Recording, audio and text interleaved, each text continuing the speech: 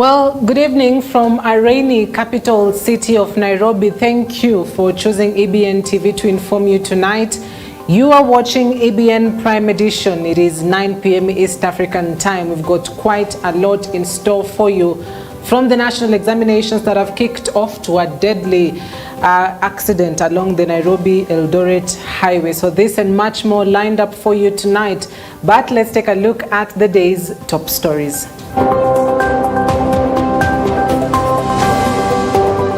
3 weeks test begins as over 900,000 learners sit for their KCSE exams. Deadly Ngata accident claims lives of 11 people, leaves scores injured. Hata wale wengine wa pande ile nyingine wa UDA, mimi ningependa kama wao vile vile wangeimarisha hali ya huduma kule ambayo wao wako.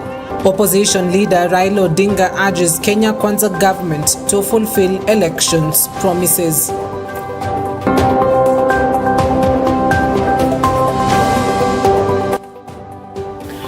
Will be my guest tonight. Our SMS line is 23059. You can watch us on Facebook, on EBN TV, as well as on YouTube, and give us your feedback. Do tell us where you're watching us from. My name is Cynthia Nanjala. EBN Prime Edition kicks off right now. Kenya National Examination Council, NEC, has declared KCSE exams centers across the country as out of bounds for unaccredited persons. Addressing reporters, the council's member Livingston Mburu said the directive was to ensure safety, credibility and seamless delivery of the examinations. The exams began this morning and about 903,260 candidates are expected to sit the exams across the country. This is according to the Examination Council. Consolata Chibalonza reports. The Kenya National Examination Council CEO David Njengere has issued several guidelines ahead of the 2023 KCSE national examinations. According to the CEO, KCSE examinations will be done twice each day and the papers collected twice each day. He said the morning paper will be collected and after it is completed, be returned as they collect the second paper. The CEO said that the council used 576 distribution centers or containers for storage of Kenya primary school education assessment and KCPE exams, and a further 567 containers will be used for the distribution of KCSE papers. There's a new rule that the government is implementing, which is that KCSE, the first session will be conducted from 8 o'clock. Then the center managers will return those scripts to the container and they will collect the second session paper at 12:30 and they will administer that paper at 2 p.m. That is the new rule that we are implementing, and it is mainly serving to address the challenge of early exposure of the second session paper. Government has assured Kenyans that adequate measures have been put in place to ensure all KCSE candidates take the tests despite the current enhanced rains and insecurities in some areas. Kenya Institute of Curriculum Development Chief Executive Officer Charles Ongondo said adequate transport facilities, including helicopters, have been put in place to ensure the examination papers and the candidates access the various centers. Professor Ongondo, who sits in the Kenya National Examination Council Board, said the Ministry of Interior had assured the NEC and the country at large that all areas affected by insecurity will be properly secured to ensure that all candidates do the exams without interference. The Kenya National Examinations Council was warned in good time about areas that are likely to experience enhanced rains and floods, and we are ready with all sorts of arrangements to make sure we counter that. We have helicopters which will reach places that are flooded. We have arrangements to move children if schools get flooded in various areas. And this is already being done in some areas like Bandera and Baringo and Samburu. And so all is in place. On behalf of the Kenya National Examinations Council, representing them in this region, I want to assure all the people of Malindi, all the people of the coast region, that the Kenya National Examinations Council has made all the arrangements through the multi-sector, the multi-agency arrangement, the government working as a team to ensure that all our children will do their exams as expected. Malindi Deputy County Commissioner David Lusava said there were enough security officers to man all the examination centers within the sub-county. Enough security officers for all the examination centers within the sub-county. Yeah, we thought that maybe the rain could disrupt the examinations, but now we can see the weather is good. So we believe that the exams will go on uninterrupted. So far we have vehicles, four-wheel vehicles that can go to places that are likely to be muddy. Yeah. Malindi Sub-County Director of Education Rashid Roba Adan said the sub-county has 2 examination containers, one at the DCC's office serving 42 examination centers and another at the Langombaya Assistant County Commissioner's office to serve 8 centers. We have 2 containers, one at DCC in Malindi and the other one is at the ACC, a place called Langombaya. At Langombaya we have 8 centers, that's secondary school KCSE, and here in Malindi at the DCC office we have around 42 centers, KCSE centers for secondary schools, both private and public schools. The total candidates we have is around 3,200 candidates so far for both KCSE, public and private. Consolata Chibalonza reporting for EBN TV.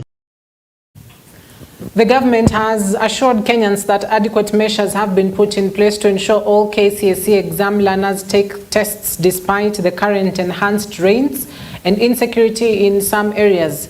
Kenya Institute of Curriculum Development Chief Executive Officer Charles Ongondo said adequate transport facilities including helicopters have been put in place to ensure the exam papers and the candidates access the various centers.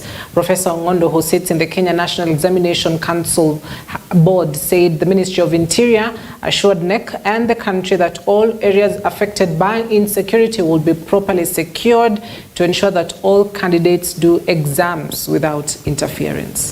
Helicopters which will reach places that are flooded. We have arrangements to move children if schools get flooded in various areas. And this is already being done in some areas like Mandera and Baringo and Samburu. And so all is in place. On behalf of the Kenya National Examinations Council, representing them in this region, I want to assure all the people of Malindi, all the people of the coast region, that the Kenya National Examinations Council has made all the arrangements through the multi-sector, the multi-agency arrangement, the government working as a team to ensure that all our children will do their exams as expected. The Ministry of Interior has assured us and the entire country that security has been enhanced in all sorts of areas to make sure that the children are not going to be interfered with. Enough security officers for all the examination centers within the sub-county. Yeah, we thought that maybe the rain could disrupt the examinations, but now we can see the weather is good. So we believe that the exams will go on uninterrupted.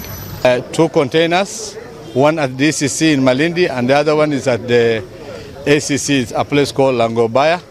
At Langombaya we have 8 centers, that's secondary school KCSE, and here in Malindi at the DCC office we have around 42 centers, KCSE centers for secondary schools, both private and public schools.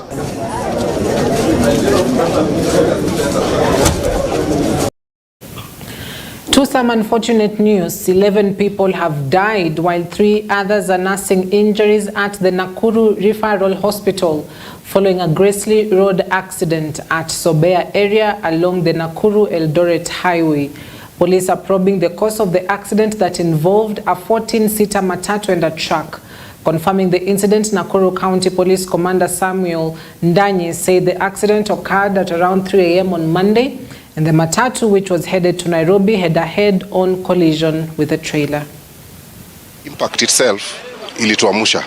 It was a very serious impact that the truck was on the wrong lane. considering the impact, the way the accident has taken place, and also looking at how this is not where the accident took place. The accident actually took place close to almost 50 meters from here. So far tumeweza kudhibitisha watu 8 wakiwa wameaga dunia na wengine majeruhi karibu 5 kukiwemo watoto. Sikuelewa fenye ajali ilitokea. Mimi niliona tu watu wanapika nduru, pia na mimi napika nduru. Hasa hata sielewi kulikuaje, ndio tukaumia. Nilikuwa na watoto 2, msichana pia naye aliumia. Mdogo hata sijui ako wapi, sijamuona. Right now we have 3 patients who are admitted. They are in stable condition. There is a young boy who is 6 years old, a lady who is the mother of that boy, and a middle-aged man. One of the victims was treated and discharged at casualty. Kuna barabara ambayo inatengenezwa kuexpand barabara hapa Ngata, na ningeomba kwamba isiwe ikawa tu Ngata peke yake ambayo inatengenezwa. Tunaomba kwamba hii njia yote kutoka hapa Ngata mpaka pale ishikane na ile ya pale Sachangwan ili iweze kusaidia, kwa sababu kifo ya leo imekuwa uchungu na watu wengi wameweza kufa. Impact itself ilituamusha.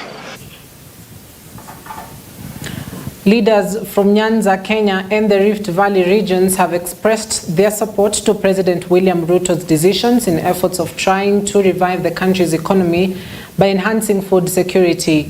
Speaking at a fundraising in Ugenya constituency, Ugenya Member of Parliament David Ochieng and Marakwet West legislator Timothy Kipchumba encouraged Kenyans to be patient as things will be normal in due time. Toromo Dennis has that report.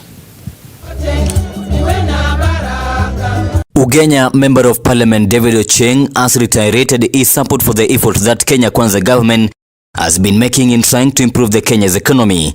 Mimi niko sober 24/7. So when I decided to join Kenya Kwanza, I was awake, sober, and I knew what I was doing. He says that he is happy with the decision that President William Ruto has been making in effort of trying to revive the country's economy, noting, for example, that the decision to enhance food security is a way to go. By borrowing. No one grew the economies by borrowing money and the citizens paying back. That's why tunauliza tu kwamba tukuze chakula, tufanye biashara zetu, tuwe tunaweza kujihimidi kama wananchi na kama nchi. That's the only way, because as we speak today, the kind of money we are spending in paying debt, we are spending for every 10 shillings we collect, 4 of it is going to pay debt. So we must pay our debt first, because if you're in a hole, you don't keep digging. You try to come out. So we'll have to pay our debt first before the economy picks up and grows. Mr. Ochieng stated that food security is the most important thing in a country, noting that in Uganda the inflation rate is 2.9% because of the proper food security, lamenting that Kenya's inflation rate still stands at 6.8%, going to 7% because of the country has to import food. Has at least a 4-course meal. And none of those things are bought. That's the point. That any normal Ugandan will have a 5-course meal without using money, a single cent. Because they use their farms well. And you can confirm that, Bishop, that Ugandans hardly buy food. That's why inflation yao leo ni 2.9%. In Kenya, our inflation today is 6.8 going to 7% because we use so much money buying food. We use so much money importing food. That's why the president said, Rais amesema kwamba, first of all, let's grow our own food. On his part, Marakwet West MP Timothy Kipchumba called on Kenya to have some little perseverance because the current economic challenges are world over, assuring however that Kenya's economy shall be improved in the next 3 years. Tuko na challenges mingi hapa na pale, lakini tuvumilie. Mbele ni kuzuri, mimi ni kwa ushua baada ya mwaka 3. Jinsi nchi inavyoendelea, mimi sina tashwishi ya kwamba tutaendelea mzuri kama nchi. Changamoto it is a global challenge. Na mimi naamini ya kwamba we will be able to address that issue. Toromo Dennis, EBN TV, Prime Edition.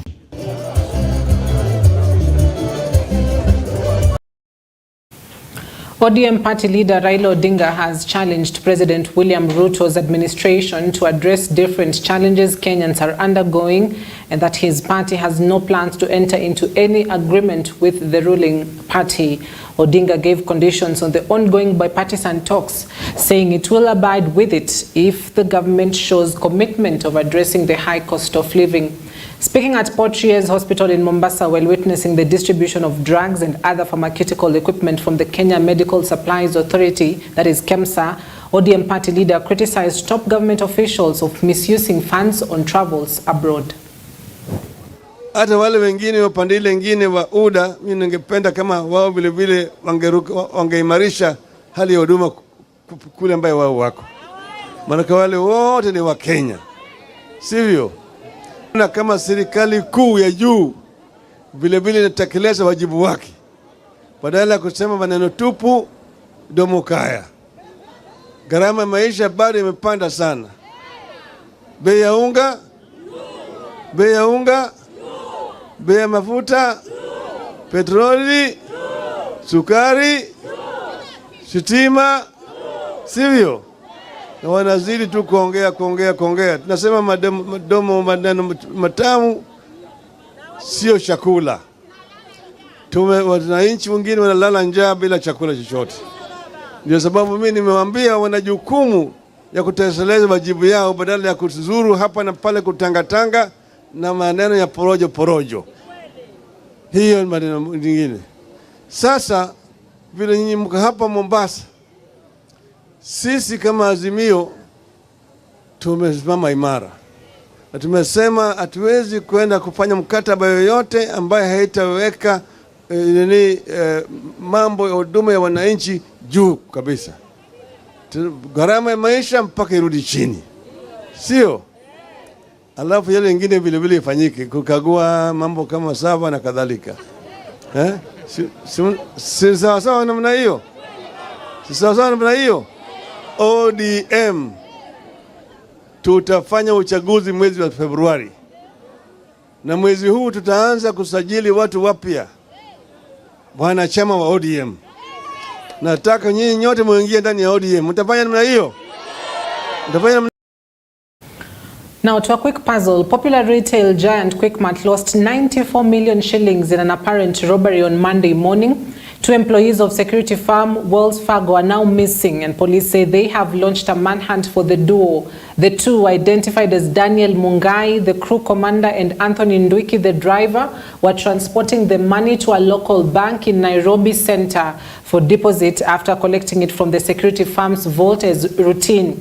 Police signals indicate that the two left the vehicle, an Isuzu Canter, at Dafam in South Sea in Langata, and they reportedly collected the money and left without police escort, which is unusual. Police are currently investigating the matter.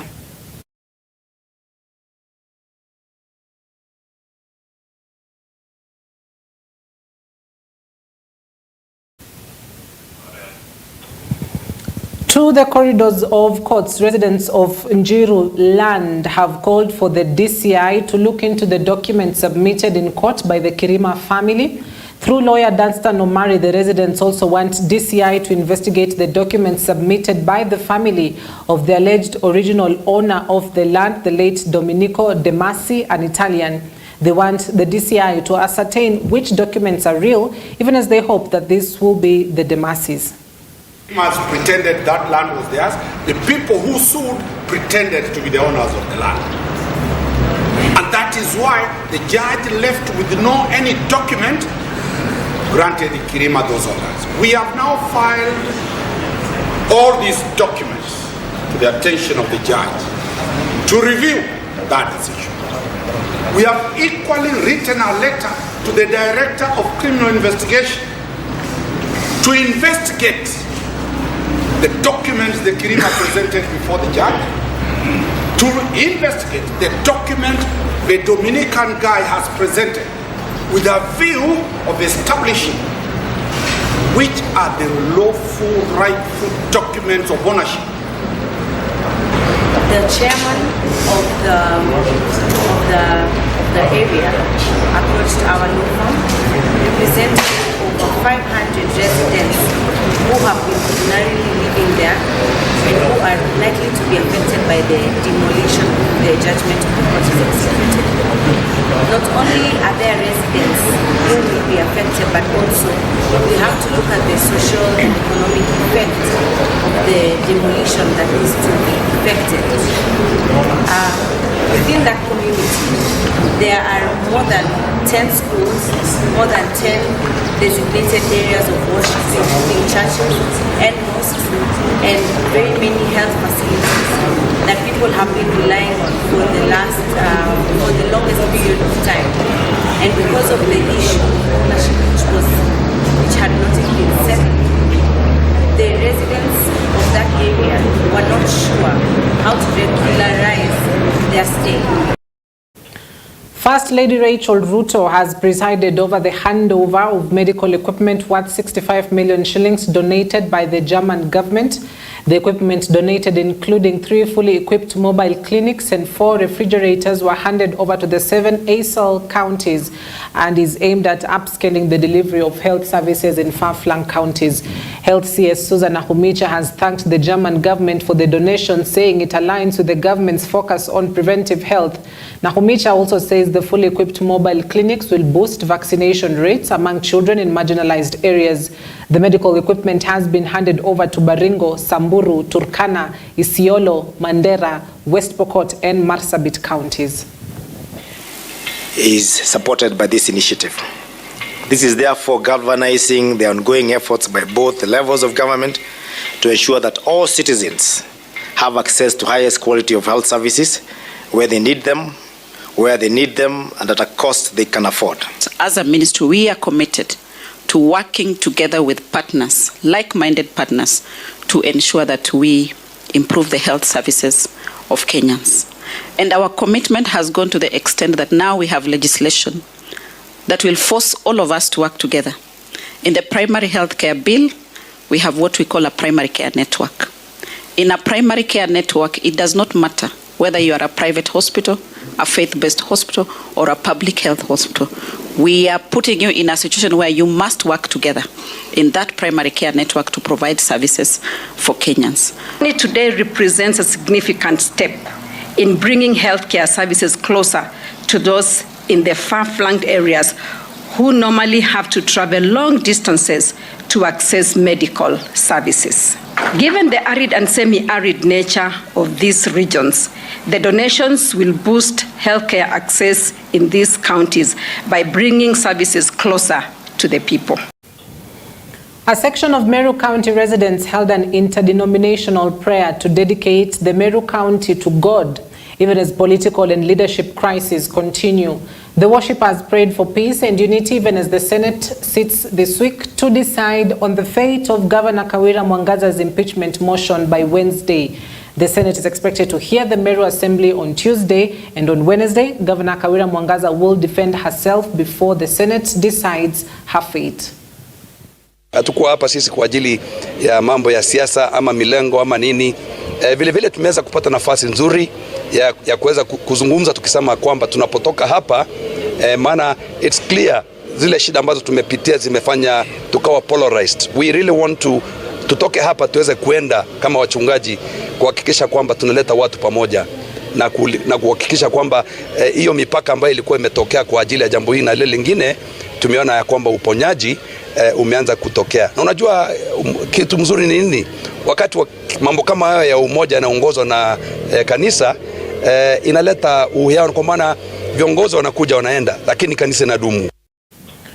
Now, the county governors of Machakos and Bungoma have pledged to work together for the benefit of the people of the two counties, regardless of their political stance. Governor Wavinya Ndeti has reiterated the need to forge political allies so as to steer development. Governor Kenneth Lusaka, on his part, assured Kenyans that political preferences is a non-issue with development. Hatuwezi kukosana. Hata sisi tunatafuta partners. Tunaelewana? Kwa hivyo sisi huku kwetu tuko na mtoto yetu anaitwa Kalonzo Musyoka, yule tuna support, tunasema Wiper.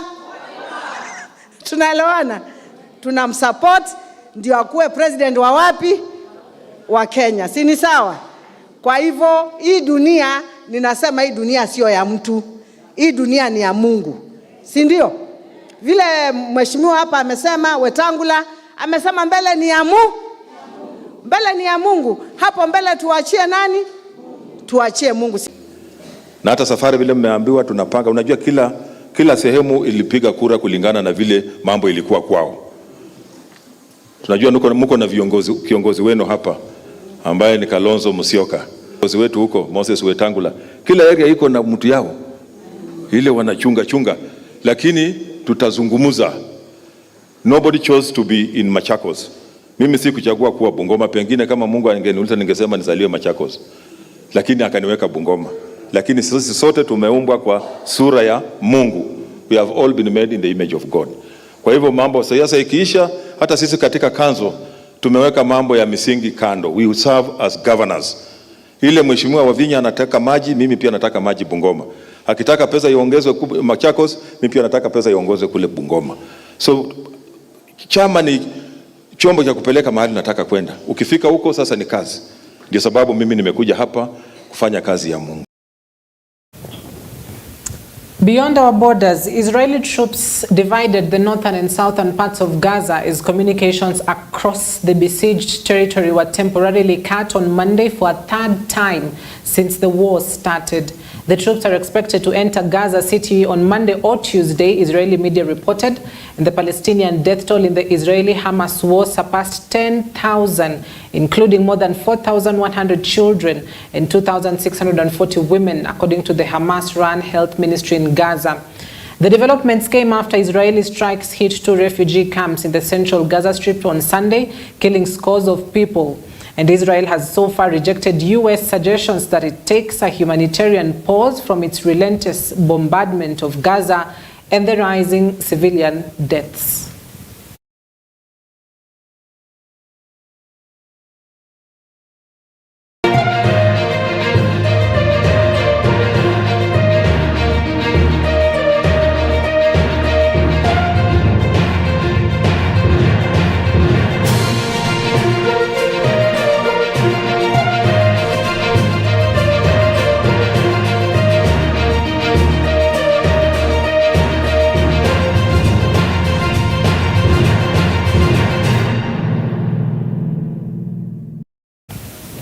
Let's get sporty. The FKF Premier League results on Sunday left a trail when Bandari compounded Shaban FC's woes, beating them in their 5th defeat of the season in a 2-1 victory at Mbaraki Stadium in Mombasa. Derek Nsibambi and Andrew Juma gave the Dockers the points, while Onchiri Nahemaya scored the lonely goal for Shabana. In a separate encounter, Kakamega Homeboys exhibited their dominance by clinching a 2-0 victory over Mohoroni Youth in Kisumu. Muranga Seals edged their name in history by thrashing Tusker 2-1, as defending champions Gor Mahia found themselves trapped in a stalemate against Kenya Police.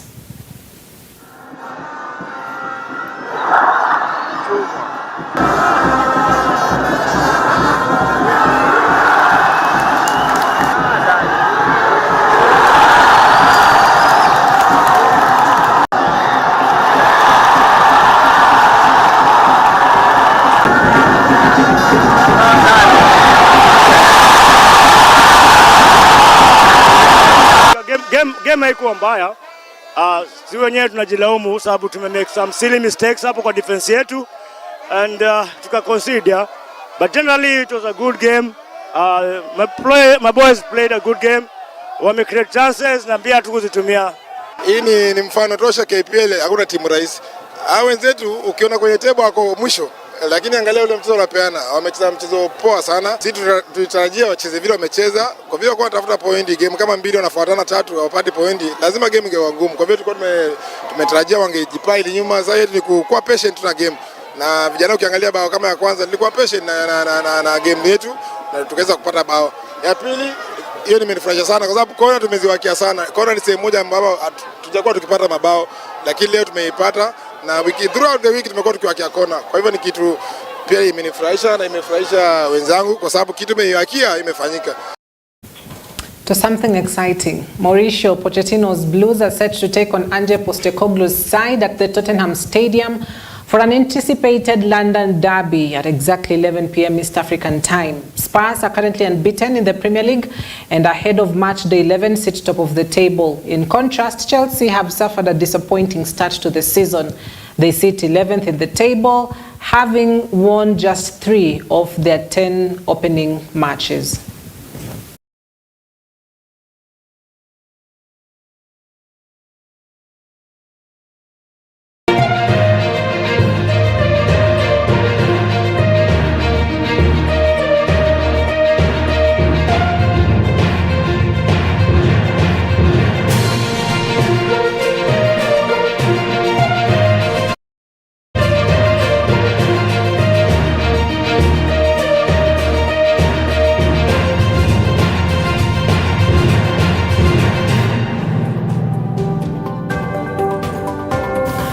Well, that wraps our bulletin tonight. Thank you for your valuable company. We hope that you're up to date with what is happening across the country. Now, the rains are here, so we are really urging you to stay safe and, of course, keep warm wherever you may be watching us from. However, that London derby, my God, I hope that the Blues will be able to do me justice, because where will I show my face if they lose? Well, that is something that we'll be updating you on as well tomorrow in our subsequent bulletins. Do join Samia Dika at 7 a.m. for Morning Live. But for now, good night. I'm Cynthia Nanjala.